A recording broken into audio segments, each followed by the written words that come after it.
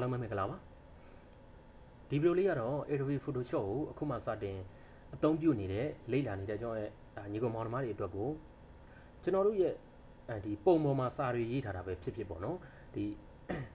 စာတွေကိုကျွန်တော်ဆက်လက်ပေးပြီးတော့စာတွေရဲ့နောက်ခံ background ကိုကျွန်တော်လောလောကူကူဖြတ်လို့ရတဲ့နည်းလမ်းလေးကိုကျွန်တော်မျှဝေချင်ပါတယ်ဒါဥပမာအဖြစ်ကျွန်တော်ဒီကိုယ့်ရဲ့လက်မှတ်ပဲဖြစ်ဖြစ်ပေါ့နော်ဒါမှမဟုတ်လို့ဒါကိုကြိုက်နေတဲ့ဒီအခြားစာသားတွေပဲဖြစ်ဖြစ်ပေါ့နော်ဒါတွေကိုကျွန်တော်လောလောကူကူစာတွေကိုကျွန်တော်ဆက်လက်ပေးပြီးတော့နောက်ခံ background ကိုလွယ်ကူဆုံးဒါဖြတ်လို့ရတဲ့နည်းလမ်းလေးကိုကျွန်တော်မျှဝေချင်ပါတယ်။ဒါလေးကလည်းဒါ Adobe Photoshop ကိုခုမှစတင်လေ့လာနေတဲ့ဒါအသုံးပြုနေတဲ့ကျွန်တော်ရဲ့မိတ်ဆွေတွေအတွက်ကိုဒီဗီဒီယိုလေးကကျွန်တော်မျှဝေခြင်းဖြစ်ပါတယ်။ဒါကျွန်တော်အသုံးပြုမဲ့ version ကတော့ဒါ CC 2020ပေါ့နော်။ဒီ version ကိုကျွန်တော်အသုံးပြုမှာဖြစ်ပါတယ်။အဲ့တော့အရင်လဲလွယ်ပါတယ်နော်။စာတွေကိုကျွန်တော်ကဆက်လက်ပေးတဲ့ခါဒီမှာဆိုရင်လည်းရမ်းလွယ်တယ်ဒါ background ဖြတ်တာလည်းရမ်းလွယ်တယ်ပေါ့နော်โอเคအဲ့တော့ပထမဦးဆုံးကျွန်တော်ဒီမှာ Photoshop ကိုကျွန်တော်ဖွင့်လိုက်မယ်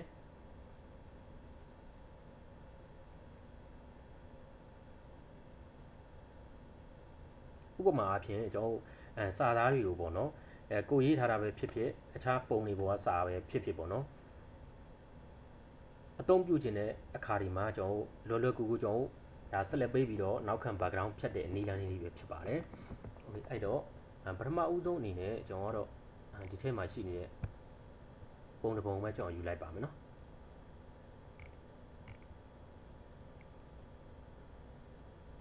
Okay အဲ့တော့ကျွန်တော်တို့ပထမဦးဆုံးဒီကောင်လေးကိုပဲကျွန်တော်ယူလိုက်မယ်။ Okay ဥပမာဒီပုံလေးပေါ်မှာရှိနေတဲ့ကျွန်တော်ဒီစာသားတွေကိုကျွန်တော်ကဆက်လက်ပေးပြီးတော့နောက်ခံ background ကိုဖြတ်မှာဖြစ်ပါတယ်နော်။ Okay အဲ့တော့သူ့ကိုကျွန်တော်ဒီမှာတော့လေးဖြုတ်လိုက်ပါမယ်နော်။တော့ဖြုတ်ပြီးပြီဆိုရင်ကျွန်တော်ဘယ်ထည့်သွားမလဲဆိုတော့ဒီအပေါ်ဘားမှာရှိနေတဲ့ select ဆိုတဲ့ကောင်လေးတွေကိုသွားမယ်။ပြီးရင်ကျွန်တော်ဒီမှာရှိနေတဲ့ color red ဆိုတဲ့ကောင်လေးတွေကိုတစ်ချက်ဝင်လိုက်ပါမယ်နော်။ color red ကိုဝင်လိုက်မယ်။ Okay ဒီနေရာမှာဝင်လိုက်ပြီဆိုရင်ကျွန်တော်ကဒီအပေါ်မှာရှိနေတဲ့ select ပေါ့နော်။ဒီနေရာမှာကျွန်တော်ရွေးပြရမှာဖြစ်ပါတယ်။ဒီကောင်လေးကိုဖြည့်ချလိုက်မယ်။ဖြည့်ချလိုက်ပြီဆိုရင်ကျွန်တော်က select ပေးမှာကြတော့သူက color red ဖြစ်တဲ့အတွက်ကြောင့်မလို့ကျွန်တော်က select ပေးမှာပါလေကျွန်တော်ရဲ့စာမှာအနက်ရောင်ဖြစ်နေတဲ့အတွက်ကြောင့်မလို့ကျွန်တော်အနက်ရောင်ပဲယူလိုက်မယ်နော်အကယ်၍ဒါကျွန်တော်ကတခြားဒီမီးခိုးရောင်တွေပဲဖြစ်ဖြစ်အဖြူရောင်တွေဆိုရင်တော့အဖြူရောင်ပေါ့နော်ကျွန်တော်ရွေးပေးမယ်တခြားရောင်တွေပေါ့နော်โอเคအဲ့တော့ကျွန်တော်ဒီမှာသူ့ကိုအနက်ရောင်တွေကျွန်တော်ရွေးလိုက်မယ်နော်ရွေးပြီးသွားပြီဆိုရင်ဒီနေရာမှာသူကလိုက်ပြီးတော့နည်းနည်းလေးလိုက်ပြီးချိန်လို့ရသေးတယ်โอเคသူ့ကိုပြီးသွားရင်တော့ okay ပဲပေးလိုက်ပါမယ်နော်ဒီအောက်မှာကျတော့ကျွန်တော်က selection ကိုပဲပေးထားမယ်သူ့ကို select ပေးလိုက်မယ်ဒါဆိုသူက select ရသွားနော် select ရပြီဆိုရင်ကျွန်တော်ကဘယ်ထည့်သွားမလဲဆိုတော့ကျွန်တော်ဒီအောက်မှာရှိနေတဲ့ adjustment layer တွေကိုကျွန်တော်ဝင်မှာဖြစ်ပါတယ်နော်ဒီမှာဆိုရင် adjustment layer တွေကိုကျွန်တော်ဝင်လိုက်မယ် adjustment layer တွေကိုဝင်ပြီးဆိုရင်ဒီအပေါ်ဆုံးမှာရှိနေတဲ့ solid color တွေကိုကျွန်တော်ဝင်လိုက်ပါမယ်နော် solid color မှာကြတော့ကျွန်တော်တို့ဒီစက်လုံးအရောင်ကကြတော့ကျွန်တော်ကဒီအနက်ရောင်ပဲကျွန်တော်ယူမှာဖြစ်တဲ့အတွက်ကြောင့်မလို့ကျွန်တော်ကအနက်ရောင်တွေကိုပဲတွားလိုက်ပါမယ်နော် okay ဒါဆိုရင်သူ့ကို okay ပေးလိုက်မယ်နော်ဒါဆိုရသွားပြီရပြီဆိုရင်ကျွန်တော်ရဲ့ဒီမူရင်းဒီ layer လေးကိုကျွန်တော်ကဖြတ်လိုက်လို့ရသွားပါပြီเนาะသူ့ကိုဖြတ်လိုက်ပါမယ်ဖြတ်လိုက်ရင်ဒီမှာဆိုရင်ကျွန်တော်ရဲ့ဒီစာသားကနောက်ခံ background ပြတ်သွားပြီသူ့ကိုကျွန်တော်ကနောက်ထပ်ပြန်ပြီးအသုံးပြုခြင်းနဲ့ဆိုရင်ကျွန်တော်ကတိတ်ထားလို့ရပြီပေါ့เนาะ save up ထဲကိုသွားပြီးတော့ကိုကြိုက်နှစ်သက်တဲ့နာမည်လေးပေးလိုက်တော့เนาะကိုကြိုက်နှစ်သက်တဲ့နာမည်လေးပေးပြီးတော့ PNG လေးနဲ့ကျွန်တော်စိတ်ထားလိုက်ရင်အဆင်ပြေသွားပါတယ်เนาะတော့desktop ပေါ်မှာပဲစိတ်လိုက်မယ် save up เนาะOkay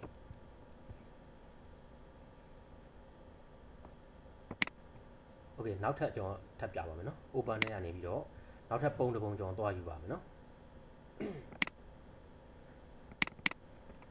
โอเคနောက်ထပ်ပုံတစ်ပုံကကြတော့ကျွန်တော်โอเคဒီပုံလေးတစ်ပုံကိုကျွန်တော်ရင်ကျူးလိုက်မယ်เนาะဒီမှာဆိုရင်သူ့ရဲ့စာတော့ဒါအဝါရောင်ပေါ့เนาะအဝါရောင်ဖြစ်နေတယ်ဒီအဝါရောင်ကိုကျွန်တော်ကခုနလိုပဲဆက်လက်ပေးမှာဖြစ်ပါတယ်เนาะသူ့ကိုဆက်လက်ထဲကိုသွားပါမယ် color rate ထဲကိုသွားပါမယ်ပြီးသွားရင်တော့ကျွန်တော်ဒီမှာ shadow ဖြစ်နေတာကိုကျွန်တော်ကအဝါရောင်ဖြစ်တဲ့အတွက်ကြောင့်မလို့ကျွန်တော်ကအဝါရောင်ရွေးလိုက်မယ်နော်အဝါရောင်ရွေးပြီးတော့ okay ပဲပေးထားလိုက်မယ်နော်ဒီလိုလေးပဲသူဖြစ်နေလိမ့်မယ်ဒီနေရာမှာကျွန်တော်ကခုနလိုပဲ adjustment layer တွေကိုသွားပြီးတော့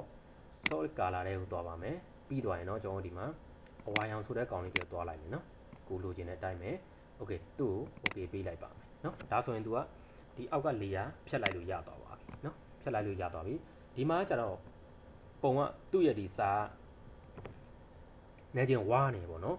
ဝါနေတာကျတော့ကျွန်တော်ကပြန်ပြီးတော့တင်းတင်းရှားရှားဖြစ်အောင်ပြန်လုပ်လို့ရပါတယ်နော်သူ့ကိုကျွန်တော်ဒီမှာပထမဆုံးစိတ်ပြီးတော့ကျွန်တော်ပြန်ပြီးအသုံးပြုပြမယ်နော်စိတ်လိုက်မယ်သူ့ကိုဒါ PNG နဲ့ပဲကျွန်တော်စိတ်လိုက်ပါမယ်နော်ဟုတ်ပြီ PNG desktop ပေါ့နော်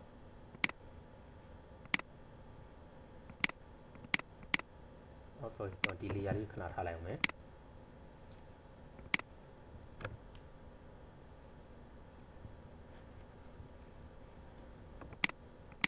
ဒီမှာဆိုရင်ကျွန်တော်ဒါ new layer လေးတစ်ခုယူလိုက်မယ်နော် okay ဒါ new layer လေးပေါ်မှာကျွန်တော် color လေးတစ်ခုထည့်လိုက်မယ်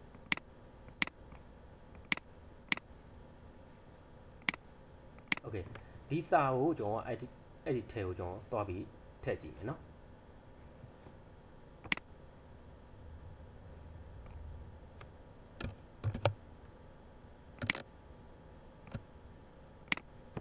ဒီမှာနော်ဒါဆိုရင် तू ကအနေချင်းလေးကျွန်တော်ဒါမှိန်နေတာကိုတွေ့ရပါလိမ့်မယ်နော်ဒါဆိုရင် तू ကနည်းနည်းလေးမှိန်နေတယ်ဒါကိုကျွန်တော်ကဘယ်လိုအသုံးပြုလို့ရလဲဆိုတော့ကြတော့ကျွန်တော်ဒီဘက်မှာရှိနေတဲ့ဒီ layer လေးပေါ့နော်ဒီစာသားရဲ့ layer လေးပေါ်မှာကိုကျွန်တော် double လေးခောက်လိုက်ပါနော် double click ချက်ခောက်လိုက်မယ် double လေးခောက်လိုက်ပြီဆိုရင်သူ့ရဲ့ကျွန်တော်ဒီ property ပေါ့နော်သူ့ရဲ့ view mode လေးပေါ်လာလိမ့်မယ် view mode လေးပေါ်လာပြီဆိုရင်ကျွန်တော်ဘယ်ထဲကိုသွားမလဲဆိုတော့ဒီအောက်နားမှာရှိနေတဲ့ shift upgrade ဆိုတဲ့ကောင်လေးတွေကိုကျွန်တော်ဝင်လိုက်မယ်ဆိုတဲ့ကောင်လေးတွေဝင်ပြီးတော့နည်းနည်းလေးကျွန်တော်တင်လိုက်မယ်နော်အရင်ကြီးတင်လိုက်ပြီဆိုရင်လည်းသူက background ကပြန်ပြီးတော့လိုက်လာမှာဖြစ်ပါတယ်နော်ဒါကြောင့်ကျွန်တော်အနေချင်းလေးပဲကျွန်တော်တင်မှာဖြစ်ပါတယ်နည်းနည်းလေးပဲကျွန်တော်တင်ကြည့်လိုက်မယ်โอเคတင်ပြီးတော့ဒီဆိုရင်ကျွန်တော်ဒီမှာဒီအပေါ်မှာရှိနေတဲ့ contrast ကိုလည်းကျွန်တော်နည်းနည်းလေးလိုက်ပြီးတင်ကြည့်မယ်နော်နည်းနည်းလေးလိုက်ပြီးသူပြန်တင်ကြည့်မယ်โอเคသူ့ကို okay ပေးကြည့်လိုက်မယ်ဒီလောက်နဲ့နော်ပြန်ပြီးကျွန်တော်အသုံးပြုကြည့်မယ်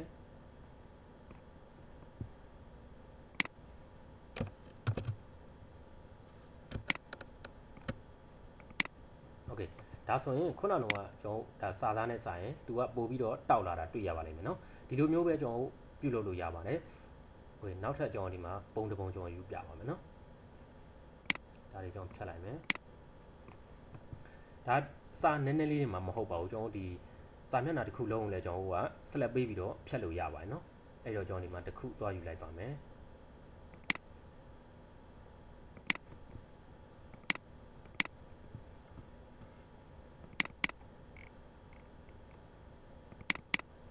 โอเคเนาะဒီမှာဆိုရင်ဒီစာသားတွေကိုကျွန်တော်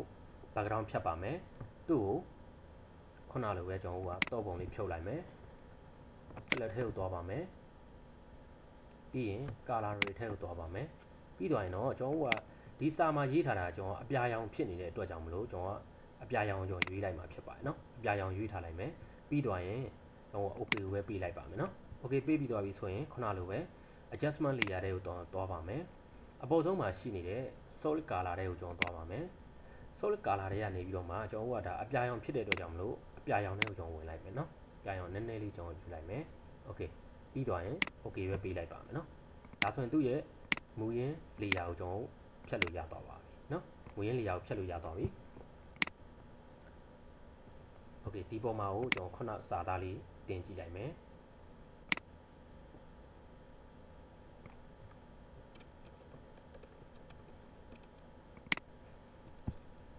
သူ့ရဲ့ background ကိုကျွန်တော်ပေါ်သွားအောင် background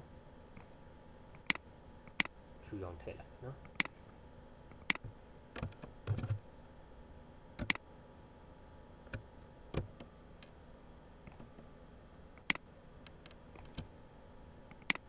မှာဆိုရင်သူကစာသားကလက်ကျမှုံသွားတယ်ပေါ့နော်အဲ့ဒီလိုဖြတ်လိုက်ရင်ကျွန်တော်မှုံသွားတယ်ဒါကိုကျွန်တော်ကခုနလိုပဲဒီဘက် layer လေးပေါ်မှာကို double လေးခုနလိုပဲခောက်လိုက်မယ် double click လေးခောက်ပြီးတော့ပြီဆိုရင်ကျွန်တော်ဒီအောက်ဆုံးမှာရှိနေတဲ့ကောင်လေးကိုနဲချင်း light တင်ပေးလိုက်မယ်နော်ဒါကိုယ့်ရဲ့ပုံပေါ်မှာမူတည်ပြီးတော့တင်ပါနော်ကျွန်တော်တော့ okay ဒါ30လောက်တင်လိုက်မယ်ဒီအပေါ်မှာရှိနေတဲ့ contrast ကိုကျွန်တော်တင်လိုက်မယ်နော် contrast ကိုလည်းနည်းနည်းလေး light တင်မယ် okay သူ့ကိုကျွန်တော်ကိုကြိုက်နှစ်သက်တဲ့ပုံစံတော့ရပြီဆိုရင်တော့ okay ပေးလိုက်ပါမယ်နော်ဒါဆိုသူကရောက်သွားပြီသူ့ထဲကိုကျွန်တော်ခုနလိုပဲဆွဲပြီးတော့ချလိုက်မယ်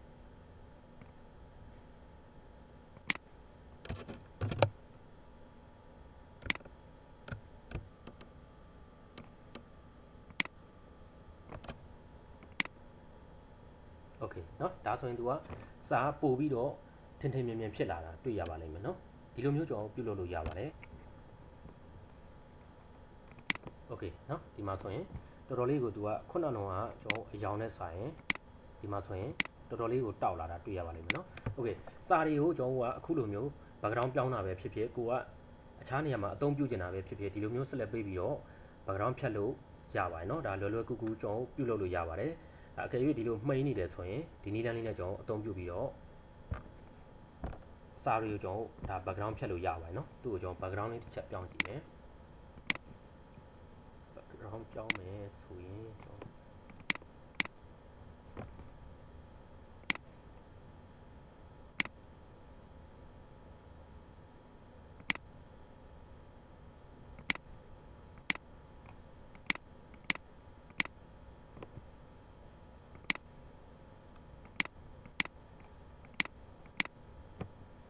โอเคเนาะဒီတိုင်းဆိုရင်အဆင်ပြေသွားပါပြီโอเคအဲ့တော့ဒါဒီဗီဒီယိုလေးကတော့ Adobe Photoshop ကိုအခုမှစတင်လေ့လာနေတဲ့ကျွန်တော်ရဲ့ဒါမိတ်ဆွေတွေအတွက်ကိုဒီဗီဒီယိုလေးကကျွန်တော်မျှဝေခြင်းဖြစ်ပါတယ်အဲ့တော့ကျွန်တော်ဒီစာရီကို select ပေးပြီးတော့နောက်ခံ background ဖြတ်တဲ့နည်းလမ်းလေးအဆင်ပြေလိမ့်မယ်လို့ကျွန်တော်မျှော်လင့်ပါတယ်အားလုံးလည်းကျွန်တော်ကျေးဇူးအများကြီးတင်ပါတယ်ကျွန်တော်ဒီအကယ်၍ကိုယ့်ရဲ့ဒီလက်မှတ်ပေါ့နော်ကိုယ့်ရဲ့အမှတ်သားတွေလက်မှတ်တွေဆိုရင်လည်း